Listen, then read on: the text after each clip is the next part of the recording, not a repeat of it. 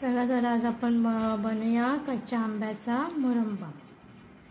आपण त्याला गोळंबा पण बोलू शकतो, कारण तो बनलेला असतो कच्च्या आंब्याचा आणि गुळाचा। त्यासाठी आपण घेतले आहे तोतापुरीचे कच्चे आंबे। त्या आंब्यांना आता आपण व्यवस्थित सोलून घेऊया, व्यवस्थित त्यांचे साल काढून घेऊया। आता आपले साल काढून झाले आहेत, तर आपण आता त्याला किसणीवरती किसून घेऊया। बारीक व्यवस्थित किसून घेऊया आपण किसणीवरती। आता आपला हे व्यवस्थित बारीक किसून झालेला आहे। बघा किती छान बारीक किसलेला आहे। आता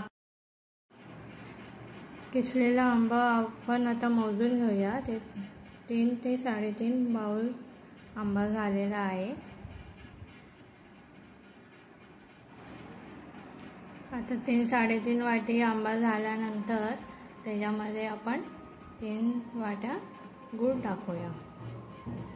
तुम्ही तुमच्या चवीनुसार टाकू शकता, जसं तुम्हाला वाटेल तसं। मी 3 बाउल गूळ घेतलेला आहे। आता आपण त्याला गॅसवरती ठेवूया। गूळ टाकून झाल्यानंतर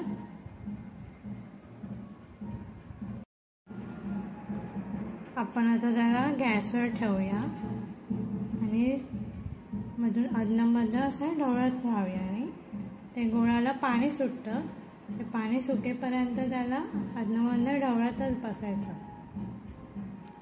असं मधनं स्टीर करत राहायचं अधनं आणि त्याच्यात आपण आता लवंग, दालचिनी आणि इलायची पूड टाकूया।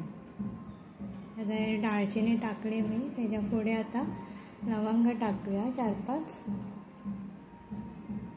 असं आपण ढवळूया। त्याच्यानंतर चवीनुसार मीठ टाकूया, थोडंसंच मीठ टाकायचं त्याच्यात। आणि त्याच्यानंतर लाल तिखट टाकू, तुम्हाला आवडत असेल तर तुम्ही टाकू शकता।